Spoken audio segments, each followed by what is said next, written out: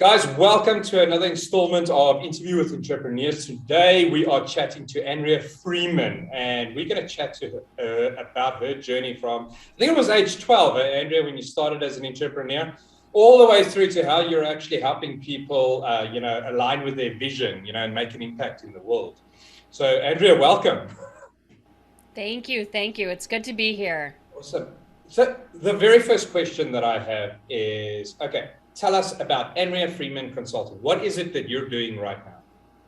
Yeah, so I'm the CEO and the founder of Andrea Freeman Consulting, and I call myself a mindful business coach. What that means is that I help entrepreneurs who are experienced business owners to be able to scale to multiple six and seven figures using authentic thought leadership and visibility. So that covers a lot of ground, but That that's is the broad. yeah, yeah. That's the bulk of what we do. And what it really means and the way that I work with my clients is that we go to work on being able to help them more fully align with their businesses, so that we don't end up in a place where we've been in business for a while and we've outgrown our vision and now we don't know, like, we don't have our bearings straight, right? We actually really create a very big container for what we're here for in the world and what we're here to express, and like a mission that we're here to fulfill, right? And Yes, then exactly. fit our businesses into that. Instead of trying to fit our lives into our businesses, I take the opposite approach. But I actually think that is an amazing approach. And I think that's the way that it actually should be done at the end of the day. And I'm only saying that from trial and error. I've kind of done it the opposite way, and it just doesn't work, at the end of the day. And which is why I was really excited to chat to you as well, because I think, you offer so much benefit to entrepreneurs. And I think it's kind of like a gap where, a lot of entrepreneurs neglect that aspect. But let's take a step back. Okay, so you started as an entrepreneur at age 12. Was I right in saying, was it age 12, around about there? You know, take Yeah, us so I had from a there. little How you got from there to where you are now. to Tell here. us the Yeah. story. I mean, it's a windy path for sure, but I definitely got bitten by the entrepreneurial bug early in life. So I was a Girl Scout when I was a little girl, and my entire Girl Scout troop got certified to become babysitters through the Red Cross when I Awesome. was 12 years old. And for whatever reason, a light bulb went off for me where I was like, it is time to start marketing and monetizing. I started printing out those flyers. I started going door to door. I was telling everybody, like, I'm in business. And, I did that here and there until I was like 15 and I could go get like a real job with the rest of my friends, right? A Like real job. fast food or retail. Those are the options when you're 15 years old. Yeah, So, yeah, I did that exactly. too. But I loved being a little business owner, and I just always kind of had that spirit in me. So I loved obviously working with kids, and I went to school. I went to college to become a professional teacher. And one year in the public school, and I was like, whoa, this is not the place for me. Like, I need so much more creative outlet. And I left and I opened a catering company and I became a trained chef. Oh, So wow. yeah, that's what led me to do ultimately event planning. I started doing celebrity events. I was planning red carpet events for celebrities at weddings, you name it. And I used a lot of what I now teach people as a business coach in that event planning business. So I really got very dialed in on my mindset. I scaled that to a global brand that was, multi six figures every year in revenue. That was like my real business. Yes, Babysitting yes. was my baby business. Yes, And event planning was definitely my like legit, I'm a CEO. I've stepped into seeing myself in that way. And I recognize in talking to all of my colleagues in the event industry that very often there's a gap between being able to stop recognizing ourselves just as our craft and actually step into the business side of things and allow other people, empower other people to be in our businesses with us so that I'm not the head of every department, right? When you're Yeah, a yeah. solopreneur, you're the head of marketing, you're the head of accounting, you're the head of sales, you're the head of everything. You're the And tea that's lady too. exhausting. Yeah, yeah, that's exhausting. And that's for sure, for so many, a path to burnout. I think is the number one reason why a lot of businesses just don't continue the way that they could. It's not that the idea isn't good, it's not that they don't have something to serve the world with. It does eventually come down to systems and structures. And that takes a lot of mindset work to be able to show up consistently, to Yeah. be able to recognize that you can expand your team, that you don't have to do everything yourself, right? Like that's huge. Yeah, I think that's a major one. I mean, I'm looking back at even my own businesses, and I look at the ones, that was very successful is where I actually took that approach and said, okay, I can't be the tea lady and the head of marketing and the head of sales and the head of ops, etc. I needed to bring other people in. But I also think it's one of the hardest things I've ever had to do in terms of handing things off and trusting that someone else is going to do it. And I think that's where a lot of entrepreneurs are at. I think it's a trust factor in that. And like you said, I think it also relates to your mindset then at the end of the day is you've got to like just broaden out and actually just Yeah. give the reins. Yeah. Yeah, absolutely. And it really ties into what we're here to talk about today, which is about visibility, right? Because in Exactly. order to be able to show up as that visible person, right? And the one that's on camera, there are a lot of things that need to be happening in the background. And I feel like, in the online space, there's so much automation that's possible. But, whether you're in the online or whether you're a brick and mortar, like that same concept applies where you need to be able to trust that you have the ability to build a team, to scale a team, right? Yes. And to be able to have the ability to be present and focused and show up as your full dynamic self when you're on Yes. camera, when you're in the interview, because all of those things are really taken care of. Yeah, and it's trusting that. Well, let's talk about. I mean, we're talking about visibility, credibility, and profitability, right? Hmm. Now, I mean, those three words are definitely resonate with me. But talk to us a bit about that. I mean, we've covered a bit about the visibility of that. Let's talk about credibility.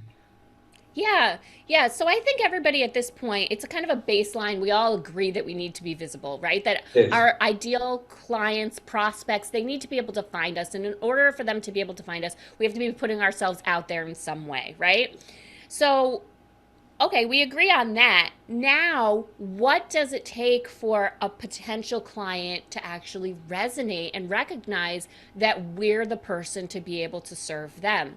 I call it energetic marketing. It's really about showing up fully aligned with your brand identity, very clear about who you are, why you do what you do, the way you do, and Yes. shining that light consistently so that the people who come across your brand message can recognize that you're their person.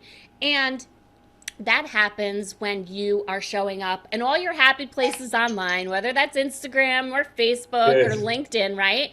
But you're showing up with that consistent messaging where and this is where the thought leadership piece really comes in. When you have that idea for which you will be known, you can build out a lot of subtopics around that big Yes. idea and then talk about all of those in your newsletters, online, when you go live, when you're in an interview, all of the different places, so that anywhere when somebody's doing that research on you, right, they're going to come across you in probably an Instagram or a Facebook post or something like that, right?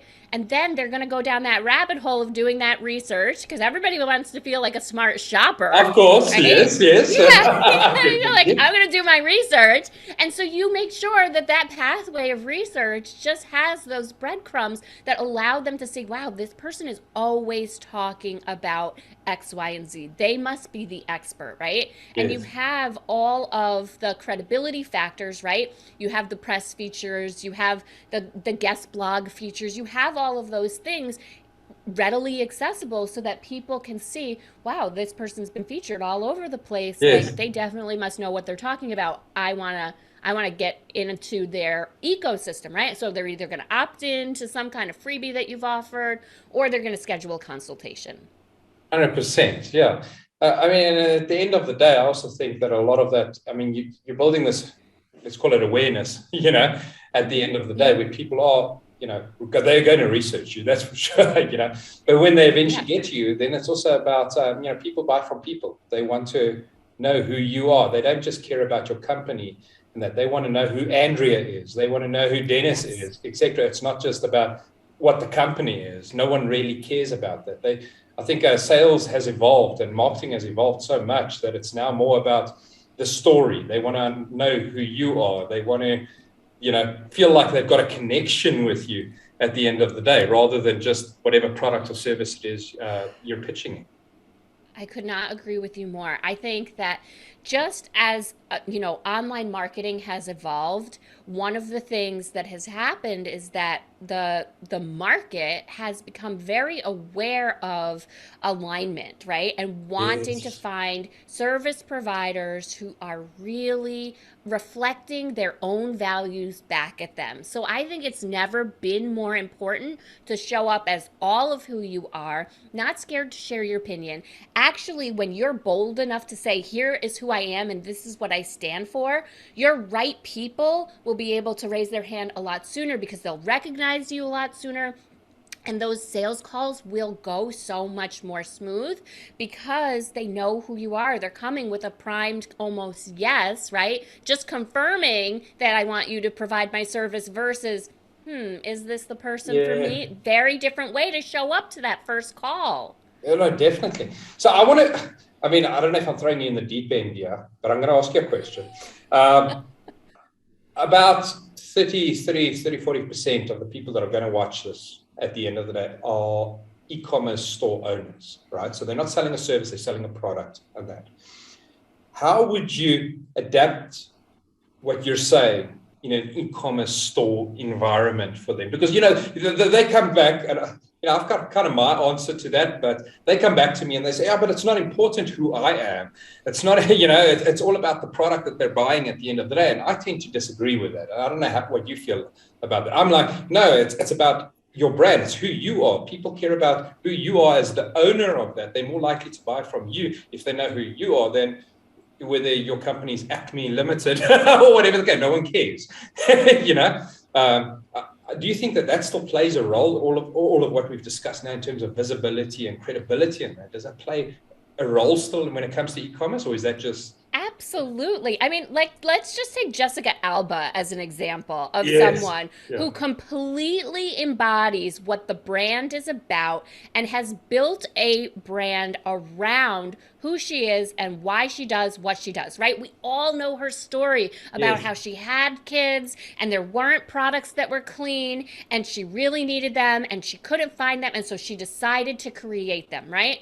That is a very powerful story. And so, for a new parent who is wanting to create an experience for their child where there is little toxin and little barrier to like being able to be, the best little them that they can be, yes, people are going to map onto that story. So, that whole thing about buying from people that you know, like, and trust, it works across the board. It works for every kind of business. And it's really important to share your why with everybody. And this is honestly one of the biggest pieces of the work that I do with my coaching clients. And I understand that right now there's a big conversation about find your why, have a why, all of that. But I think the most critical thing that you can do is honor your why. Actually infuse that into every part of your brand experience so that everybody is clear about what your why is without beating them over the head. That's not saying showing up and saying this is my why and this is why I do. I mean, you yeah, have to do it in an elegant of storytelling course, way. This right story is the way that humans really communicate at the base level, right? It goes back to sitting around the campfire millions of years ago. yeah, This hundred is what we percent. did, right? And this is how people remember what brands are all about. And that is what has people become loyal. That is what turns people off. Like, it is really, really powerful. So you want to be clear about what your why is, but then you want to be infusing it into every part of your customer experience in such a way that you become known for your why. I think that's where there's such a big gap, especially when you look at. I think mostly where this is predominant is the e-commerce kind of market, and that where people tend to like just try and push product all the time without really understanding that, if you actually branded yourself and you got yourself out there, you created awareness around that, credibility and stuff, that you draw a lot more clients, to your business. Well, and it also goes to show, like, for how long you want to be in business, right? Like, you might have an idea, and your brand might start with one product, right? Correct. But are you going to exist selling one product forever? Usually, there's an evolution, right? Yes. Usually, it's one product that's the initial offering, and then it evolves into all these other sub products or categories. So I would leave myself the most room for growth and evolution, because as human beings, we're really here to grow and to evolve and to relate to ourselves as our highest version of ourselves. And that means that we are always changing and developing into that next new higher version, right? So that Yes. means when we create businesses that are based around one thing, we can kind of get stuck in a box, right? Which is Yes. why create that brand experience, not the product experience. That might be its own separate entity Of course. Yes. within the larger brand. And I love that. I absolutely love that. So let's talk a bit about your journey as getting to where you are now. Now, one of the questions, and prior to us doing all of these interviews, what I did is I sent out to my database, it's about 14,000. I said, guys, pop me a whole lot of questions. What are the kind of things you want to know, right, from these ladies over the next 4 weeks? And I got a whole lot of questions, so I've kind of like grouped them together into like little sections. The ones are about starting out, right? So when you got started, right, your first clients, how hard was it to get that first client on board, for them to trust you, to say, okay, well, here's Andrea, she's just started a new business, it's maybe quite a bit different to what she was doing in events planning. Now she's a coach. How do I, was that hard, or how did that go? Yeah. So, going into any business, for whatever reason, when I decide I'm going for this is my thing, and I've changed a lot. Like, some do call me a serial entrepreneur. I never thought of myself that way, but I've definitely had many iterations of business ownership. And every time I go through that same process of getting very clear about why I'm doing what I'm doing the way that Yeah. I'm doing it, right? What is it that is going to be a reflection of me, that I am going to highlight why this is important to me, right? So once I'm clear about what the conversation looks like and what's available for other people, I don't mind picking up the phone if that's what's required, taking the booth at the convention, like, you name it. I love to talk to. My happy place is being in conversation with people. You're an So, extrovert. yeah, but I totally recognize that that's not that way for everybody, right? So the thing is, if it's not that way for you, if you're not like so excited and raring to get out of the gate, know that the more you practice it, the easier it gets. There are other things in my business I was not super excited about. And honestly, being visible was one of them. I was having one-to-one conversations with people, and that's my sweet spot. But I made a promise when I turned 40 that I was going to help 10,000 female business owners scale their businesses to multiple 6 and 7 figures. And I was like, I don't think I'm going to be able to do this having one-to-one Yeah, conversations no, anymore. Right? So I had to show up, and I had to step up my visibility game. And so that looked like a lot of different pieces. That looked like, doing some launches and, selling one to many. That looked like having a very dialed in system for referral network, right? Like, and honestly, it's something that I teach to my own clients, how to fill your roster within the first 30 to 60 days of my program, so that you're not marketing and you're not doing all of your visibility from a place of desperation. inspiration, that you're Yes. actually putting your message out there for the experience and the joy of being able to have your soulmate clients recognize you and then come onto your roster. So a very different place to be, because I'm all about abundance mindset, right? Like Yes, yes, that's right. my jam. Oh, 100%. Yeah. Let's actually, you know what? I'm actually going to skip a few questions to actually ask you about that, because that was one of the things. It's about the abundance mindset in that, right? So the question was, do you follow it? Which obviously you do. Okay. So do you do meditation, or how do you prep yourself in the morning to get your abundance mindset? Or do you do it in the mornings or evenings or? Yeah. So, I have a 6-year-old, so I try to do it first thing in the morning, but I don't always beat her to, sometimes she is my Not a alarm clock, 6-year-old, no. honestly. Yeah, sometimes she is my alarm clock. So, very often, what the day looks like is that I get her out the door and then I do my morning meditation. I have a 5-minute journal practice that again, I share. I mean, actually, anybody who wants to follow me on Instagram, you can get that in my link in bio. The actual tool that I use, but it's really about aligning with gratitude, abundance, cultivating joy. And the cultivating joy, quite honestly, is the most important part of it. I know there's so much talk about having a grateful heart. And yes, yes, be grateful. Yeah, Yes, yeah. align to But you got to abundance, all feel of that. joy.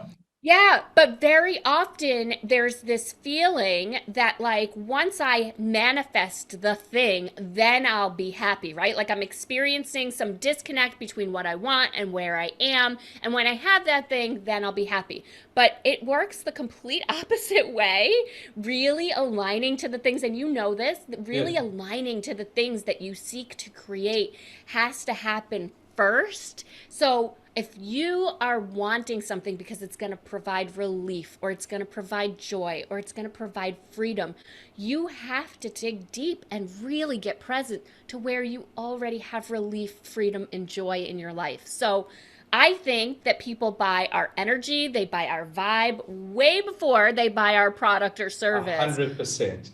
So I I agree. think feeling joy is quite honestly our number one job as entrepreneurs. So, you know, that's my 2 cents there. Oh, no, that's perfect. That's perfect. Let's talk a bit about pivoting. Now, obviously, I don't know, have you pivoted your current business at all in terms of change direction within your current business, or not really? Because I know Within that you've coaching, pivoted other businesses in the sense of, well, not really, it's not really under pivoting. It's more, you've changed direction with one company and then a different kind of company, etc. But this question is yeah. specifically around pivoting. Have you ever had to pivot within your business? Yeah, so in coaching, I had a one-to-one, very boutique model initially. I do still have a one-to-one offer that is, that's a very VIP service, but I then pivoted to offer this group model because I wanted to help so many entrepreneurs scale their business, and I Yes. recognized that one-to-one it wasn't going to happen. So yeah, that's probably the biggest pivot. But I have a lot of things. I went from not being visible to suddenly being on 100 podcasts in a year and starting my own podcast. Like, that was a bit of a shift as far as like Well, my they are, no, marketing definitely. technique. Yeah, yeah. 100%. And you don't have a partner in your business, do you? It's just yourself. You're It's 100% just solely me. owned. Yes. But still got a question about partnership. Would you consider partnership with someone, or is that something that you tend to steer away from? Because I know a lot of entrepreneurs are very hesitant about partnerships. Bringing a It partner on depends. board. In other words, equity. We're talking about equity ownership and that. Yeah, I mean, technically on the back end, my husband and I are the partners in my Yeah, but that entity, still means you're the but boss. But yeah, I'm glad you get I got that. And I'm not even married. it. I'm the face, all of that. You know what? Oh, partnership, joint ventures, that is right for some people and that is not right for others. And I feel like there's no way for me to tell you if that's right for you or not, right? You just know if you want to be the kind of person on the back end, more of maybe you're the numbers, you're the Yeah. finance, you're that kind of person, right? You're the data, the statistics. And then there's somebody who's like more visible. I've seen that work so beautifully in so many businesses. It just depends on your personality and I on, quite agree. honestly, your business model. 100%, and I agree fully with that. I think also the challenge is where a lot of people do go wrong with partnerships is when they try and bring someone on board, which is exactly like them. You've got to Hmm. kind of get someone on board that's going to, that's good at what you're not that good at. So if you're a Exactly. salesperson, you're out there marketing, selling, and that, but you're really crappy when it comes to operations or finance or whatever. Get someone that understands the technology and all of the other things you don't want to be focusing on. I think that's actually quite key. So let's talk marketing. How important do you think marketing is within business, whether it's paid or organic? Mm, I think it's everything. Thank I you. think marketing is everything. I mean, marketing happens to be something that I am just completely fascinated by because I think it's our opportunity as a brand to create the conversation, to be at the genesis of what people will know about you and say about you, right? And so when you're being responsible for that brand experience, it really always goes back to, for me, brand experience. Now, as an event planner, I was in charge of creating experiences for one night or one week, right? Yeah. And so I understand from this like kind of party background about what it's like and what people will walk away with. And so I just, as a brand, don't want the party to end, right? Yeah, of I course. want to make sure that people are still, reflecting back on something that they came across and able to say what I was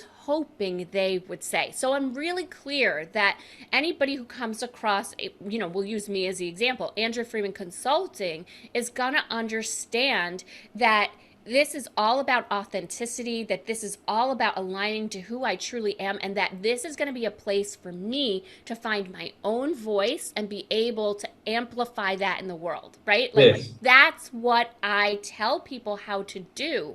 So, look at what your service is or what your product is that you're making available, and what is the thing that you want people to remember about you, and then start planning your marketing from there. On 100%. So we do a survey. Well, I do a survey every year, which goes out to entrepreneurs across the globe. We generally get about 40,000 responses every year. We're on about 18 at the moment. We've just released it beginning of this month.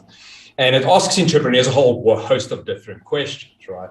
Now, the reason I was asking you that previous question, do you think marketing is important, right? Is one of the questions was, do you think marketing is important within your business and stuff? And 23% of entrepreneurs answered that, basically the build it and they will come, kind of answered that marketing wasn't really necessary. So hence the reason, so why I've actually asked that question is 23% of entrepreneurs think that marketing is actually not necessary within your business. Now, whether or not there's a misconception as to what marketing actually is or not, I mean, obviously we can't we can't answer that, but it's actually quite an interesting stat. In terms of technology, what important role does technology play within your business? I would assume it's quite significant from your perspective. I mean, Yeah. I mean, honestly, it's miraculous. Like, if you think back to 2008, 9, like the technologies that existed back then, I couldn't do the business that I do now of back course, then, yeah. right? Oh, I mean, 100%. it's wild. It's wild. Yeah. So, I mean, there's integrations between the websites, like all that traditional funnel talk, right? Like, Yeah, and yeah. all of the lists and all of the zaps. And I mean, all of it. I can't do it without technology. It's huge. It's like the biggest part of my Uh, business, I have other to than agree. me. I think I'd be lost. I would have that breakdown you were talking about earlier. If my I mean, technology failed. it happened, right? I mean, I'm in the coaching space, right? The mentoring and guiding Yeah. space, and it happened, right? Like, I mean, I remember being a kid when I was a tough mindset stuff. I was one of those kids who stayed up late and watched all those Tony Robbins Oh, infomercials, yes. right? That was personal development, and it was being sold. It's not like it never existed before, but even that required a certain amount of technology, Of right? course, Like, yes, you have yes. to pay for those ad spots, and so I think like there's a certain amount of technology at this point in almost every business. 100%. Let's talk about personal impact. What do you think that one thing is you needed to change in yourself um, that got you to where you are today? If you had to pick the one thing, the biggest thing is what is that you needed to change within The yourself to one get you thing. where you are today? I mean, that's a tough Wow, question. It's a lot Dennis, harder this is a question. tough one. Yeah. So many things because like I'm really into personal growth and development and like, you asked about meditation before and I have a daily meditation practice and I do the journaling and I do the affirmation. I do all the things, right? Yes. I've seen the healers and the energy workers. I'm not sure that any one of those specific practices is any more important than the other, but I will say that the overarching concept of being able to be my most authentic self, like, and I feel like there's so much talk these days about imposter syndrome or, Yes. like second guessing and overwhelm and overthink, right? That all kind of comes from not trusting ourselves. So I Yes. would say the most important thing that I've done in my business journey has been to be able to get as deeply related as I possibly could at any one point in time to my own inner guidance system, my own intuition. I don't think anything has served me more in business than being able to hear all the I have the coaches too. I'm not just a coach who doesn't have a coach, like, but to be able to hear all the wisdom, all the guidance, listen to all the podcasts, read all the books, and then decide for myself what is the best thing for me, my family, and my I love business. that. I call it, I always say to people, it's trust your gut. It's where your heart and your mind agree. Yes. Yeah. Yes. Yes. Absolutely. And I think honestly, like there's so much noise out there online, right? Do this for your business, get that for your business. When you're really in touch with your own internal guidance, it becomes really easy to discern for yourself whether that strategy or that tactic is going to work for you. Yeah. So, I mean, people are looking at you now and they're looking at Andrea and they're saying, okay, well, she started at a very young age. She's had a whole lot of different businesses, been all over the place, and she's just grown. It's just been an upward spiral on that. But I mean, we know as entrepreneurs, it's not always like that. It's more, something like that, right? So Yeah. let's talk about those, whether it's failures or setbacks and stuff like that, to kind of, connect you with everyone that's going to be watching this or is watching this, to kind of like, okay, well, Andrew's actually a real person. She's also actually had setbacks and stuff like that. Take us through some of the major setbacks or failures that you've actually gone through and how you got out Yeah. of it. Most importantly is how did you get Yeah. out of that? Yeah, so when I started my event planning business, I decided I was looking around at that point in time and I was just trying to notice like what everyone else was doing. And at that time when I started, everyone was advertising in the Knot. It's like, the world's largest wedding publication, Yes. right? So I was like, okay, I'm an event planner. I'm doing weddings. I should advertise in the Knot. And I did that for exactly 1 year. And then I realized like the leads that were coming in were just not for me, right? But I spent a ton of money. Oh my gosh, so much money I could imagine. Well, it's advertising with them. not the cheapest Yeah. publication out there. No, no, no, not at all. And then, the same thing and I feel like very often people will get into business and I did something similar when it was coaching. Yeah, I could talk one to one to people, but once that like pool of warm bodies kind of dried up, I was like, how do I get my message out there? And I started doing, paid ads and I've even known people who have spent, I mean, thousands and thousands of multiple thousands, right? Tens of thousands of dollars on the Facebook ads and the Instagram ads, and then it doesn't work out, right? Yes. So, the biggest thing for me that I learned in my event planning business was the concept of mapping onto other people's celebrity. And this happened when I did a celebrity event, right? Like Yeah. I went from there's very little barrier to entry in the event planning Yeah. industry. And so many people in that service, right? Hardly anybody knew who I was, even though I had been doing it for a long time, right? I was doing it for five years at that point in time, right? I was experienced at that point in Yes. time. most businesses fail in the first 3 years, right? I had moved past that hurdle and I was still doing it, but still hardly anybody knew who I was. I get the celebrity event, and all of a sudden, overnight, I'm in People Magazine, I'm in Vogue, I'm in Glamour, I'm in OK, I'm in Ola, all of those places, Hello Magazine. And I am now greeted by an industry that is much more warm and much more receptive, right? Yes. Instead of going to meetings and like being left waiting, all of a sudden they're waiting for me when I get off the elevator. Very different experience. Oh, Yeah, very very. different experience being in business. And I learned from that when I decided to shift into coaching. I said, I'm not going to take 5 years to become known in my industry, because why I'm so good as a coach is because I had all of that experience, and it's just time to get that message right out there. And so the biggest thing I could tell anybody who's listening to this conversation right now is you are already an expert. That when I saw behind the scenes the way celebrities are declaring their expert status and then just broadcasting that, Yes. that is what there is to do as an entrepreneur. Because as business owners, we're usually going into a field because we have a passion for it, because we've already been on some level serving our community with our natural gifts, right? Yes. So if you're thinking about going into coaching or a service, you're probably already doing that. You probably already tested it out on a few friends. You've probably already been offering that to a few people and decided to launch your business. That is all you need to be able to declare yourself an expert. And now the next piece of it is to map onto other people's credibility. That's the fastest way to gain Um, credibility. that is so Absolutely the true. fastest way. So That is that's why I so love true. podcast guest interviews. And I think that that's actually how we connected in a Yes. Facebook group about podcast guest collaborations, because I recognize that these podcast hosts come with their own built in audiences who are Correct. already loyal, who are already tuning into them on a weekly basis because they recognize that host as an expert in some way.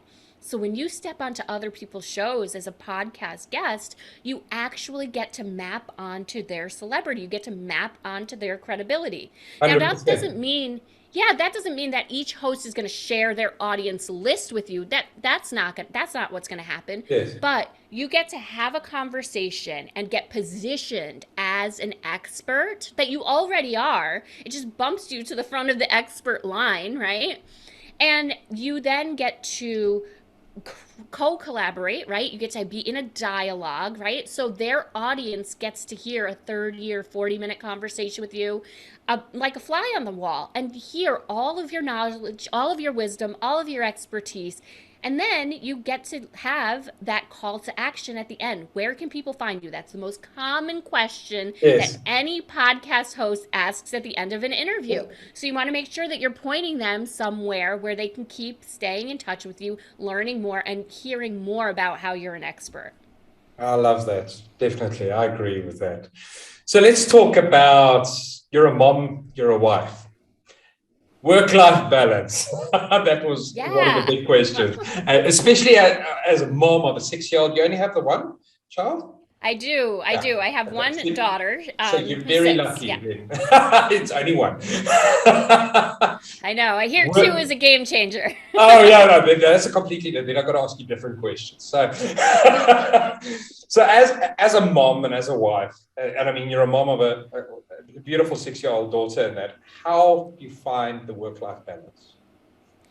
Yeah. So, you know what? It's really interesting. It looks different at different phases, right? Like our kids are, into totally different things at different ages. And so, one of the things for me, I took my first celebrity event right after my daughter was born. She was actually 5 weeks old when I got the project. And when she was 12 weeks old, we were out in Los Angeles together as a family so that I could work on the event. And also, I was a nursing mom. So, I mean, sometimes it's actually not about knowing everything and having it all Yes. figured out in advance. I actually have to say, like, I had no plan. I thought I was going to close my event planning business when I became a mom. I had always dreamed of being a stay home mom. Well, 5 weeks into being a mom, I was like, No, no. Why would I stop doing this thing that I love doing and not share my passion and the idea with my daughter that she could do anything she wants, right? Like, that is so who I am. There was no way for me to know that about myself or that I would feel that way until I was in that position. Yeah. So, as a planner and like a total recovering perfectionist, I have to say, like, my best advice when it comes to work life balance is not trying to have it all figured out, right? Like, just being able to kind of roll with the different seasons of parenting because now she's active. She wants to do soccer. She's doing gymnastics. I need to be available in a very different way than I need, right? I don't need to nurse anymore. I don't need to feed her every single meal. Like, she knows how to feed herself, she knows how to get a snack. But if I'm not present for those Games. rehearsals, for Yeah. those games, it's an upset for her and it's an upset for me. And so that has led to some pivots and some adjustments in my business. That has also forced some growth in some ways. It's also forced honesty from myself about what really truly brings me joy and how I really want to spend my time. And that's why I consider it my number one priority to feel good. And that means empowering other people around me. It doesn't happen just because I say, yeah, I guess if I work 24 hours a day, I probably could do it all myself. But honestly, it's more valuable for me to have other people on my team who are great at that. That's their zone of genius, right? Yeah. Like copywriting and email marketing. Not my thing, So, but necessary. yeah, but don't you find though that as an entrepreneur, you've got more flexibility to actually spend time with your daughter? And that, I mean, I know with my daughter, and that, if I wasn't an entrepreneur, I would actually struggle. I would have struggled with that. Yeah.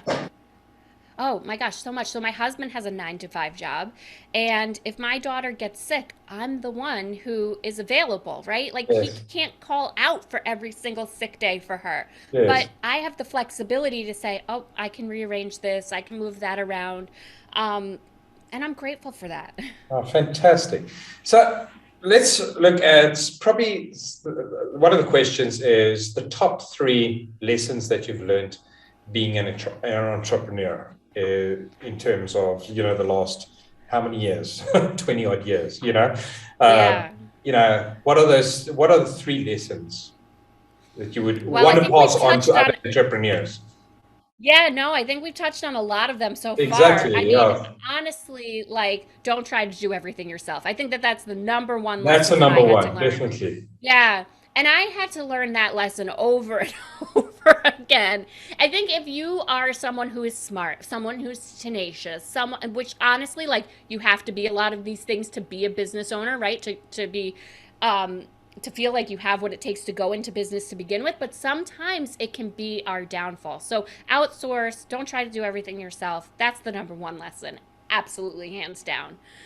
My second most important lesson would be to make sure that I take that time to be able to do my visionary thinking. As the CEO, my job is to have the vision, right? If I've now outsourced, they can't do anything unless I tell them, like, here's where we're going. This is what we're going for, right?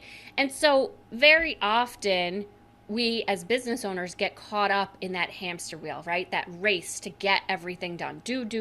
Yes. That we forget to be in our businesses. And I think it's really important to get in touch with that inner wisdom, that guidance system that we were talking about, and that will require a certain amount of space. So, I mean, I'm a 20 minutes twice a day kind of meditation girl, but do what's right for you. If Yes. you definitely don't feel like yourself, if you don't exercise, or if you're not cooking healthy meals, or having someone else cook healthy meals, maybe it doesn't align for you to cook them, whatever it is that you need to feel at your best to be able to perform, to give a peak performance every day, that's Yes. kind of required as the CEO, right? And the visionary.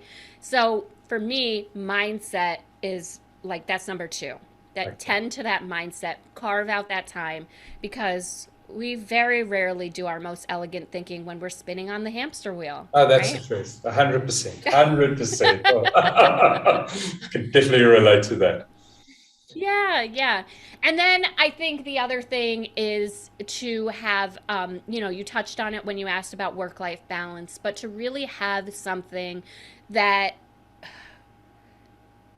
that that contributes to your identity that is not work related, right? Because at least in the United States here, we are very, very often driven by, who we are is what we do. They're almost completely linked, right? But Yeah. there's so much more to us as human beings.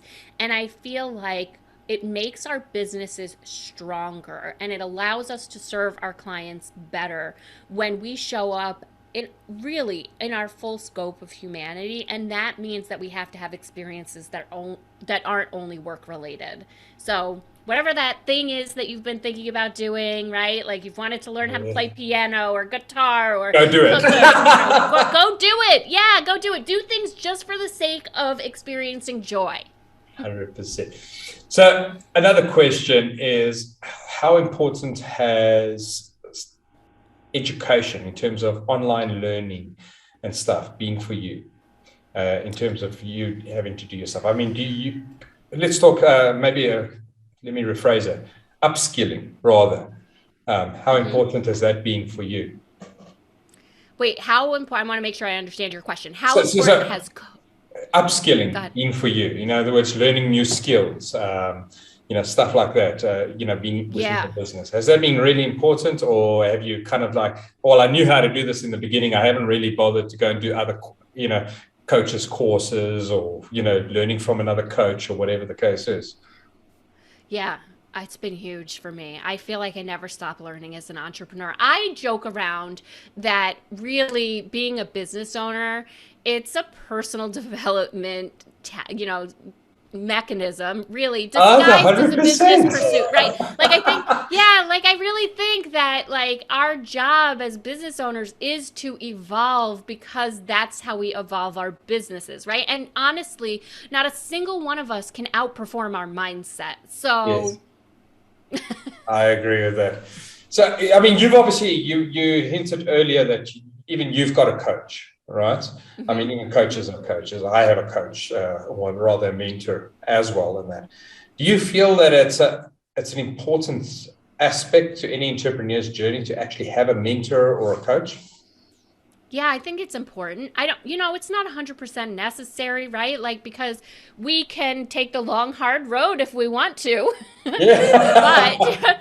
I'm interested in efficiency, effectiveness, results, right? Because I'm actually interested in getting to that joyful, satisfied place as quickly as I possibly can. So for me, coaches are the answers. And honestly, I have coaches for lots of different things, right? I'm inside of different incubators and masterminds and, because they don't all specialize in everything, right? Nobody 100%. specializes in everything. Yes, Yeah. yes, 100%. So, yeah, different stages in my evolution as a business owner, I've had different coaches. Yeah. 100%. Well, I mean, myself too. I mean, I've got a mentor which I stick with quite a few years, but I've also got coaches which focus more, because a mentor is more someone that's been there, done that, and they don't really focus on mindset or life coaching and that. Their mentors tend to be more like, yeah, we don't really care about a cup. Do this, yeah. Whereas at least the coach is a bit more diplomatic about it. Can guide us. So, do you think that entrepreneurs set unrealistic expectations for themselves when they're starting out? Hmm. And what You is your know, advice to, manage that, manage expectations? well, you know what is really interesting? It's like, what I think it's Henry Ford, right? He said, "If you think you can, you're right. If you think you can't, you're right." Right? I Like love so that honest. quote. Yeah, yeah. So I think that realistic and unrealistic are very, very subjective. If it feels realistic to you, if it feels worthy of showing up every day and pursuing it, then it's realistic. That's not to say it's going to happen tomorrow, right? That's not to say it wouldn't be valuable to set key benchmarks or performance indicators or those kinds of things. But if it's worthy of your time and your energy, then it's a realistic goal. Will you need some help? Maybe you need to get a coach. Those are other conversations, Oh, yeah, but definitely. yeah. But I love your How to know answer if it's, there. I yeah, really do, because I think it's subjective, because, what I think is realistic and what you think is realistic is two different things. So who are you asking? I think you're right. You've got to trust. Does it feel right to you as the individual at the end of the day that you can achieve this? And if you take that goal and you break it down into objectives and tasks, with benchmarks and everything else, is it realistic to you? If it is, don't care what anyone else says, just go for it.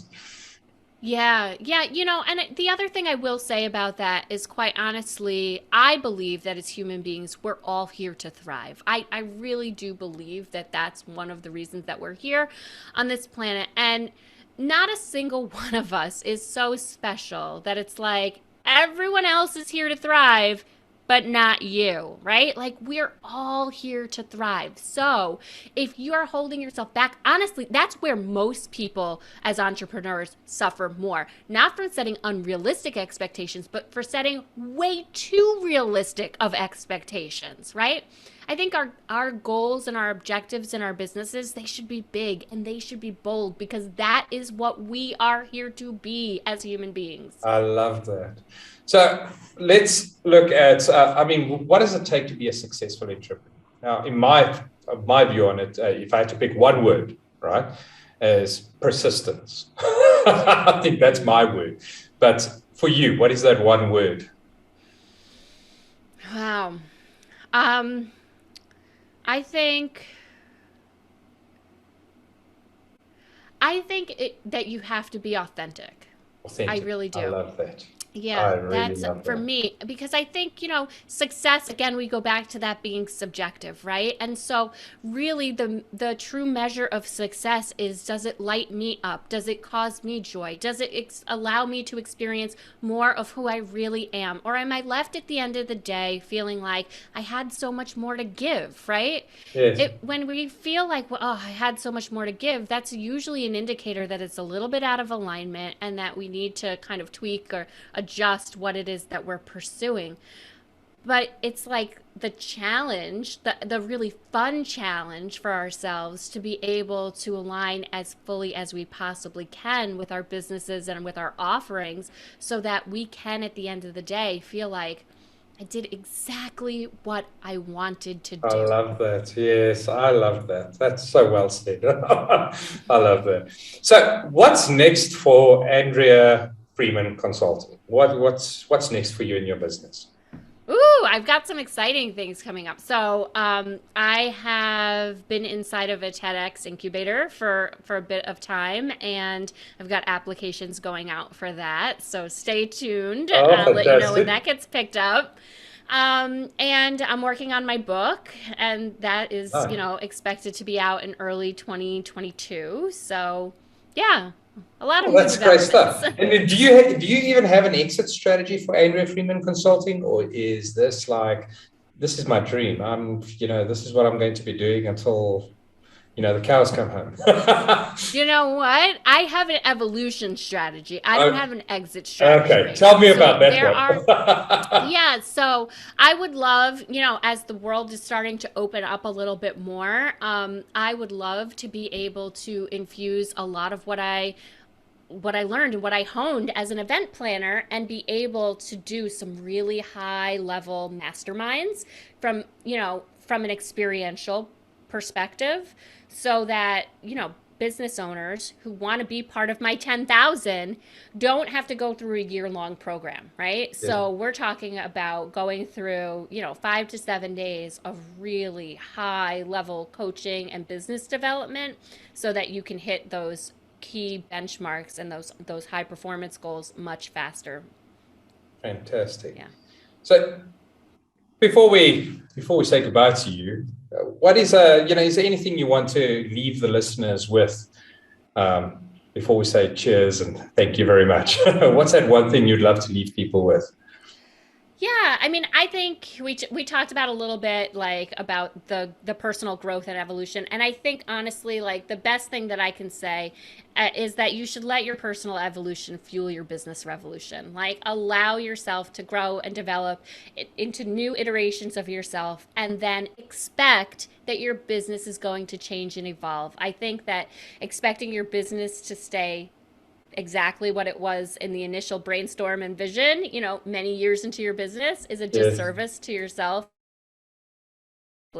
So to just expect growth. 100%. So, Andrea, listen here. Thank you so much for joining us. And that for all our listeners, if anyone wants to get into contact with Andrea, if you log into our membership page or you look at the below this video, and that once it's published, and that you'll get links to her website, her email, her Facebook, her link, what's it? I think it's Instagram and LinkedIn, right? So all the links to all the social media networks, guys. Please reach out to Andrea, follow her. Chat to her, and connect with her. Andrea, listen here, thanks so much. It was really awesome having you on. Really enjoyed the advice you've given. I really enjoyed your story, so thank you so much. Thanks for having me. This was great, Dennis. Thank you. Keep well. Thank you, everyone.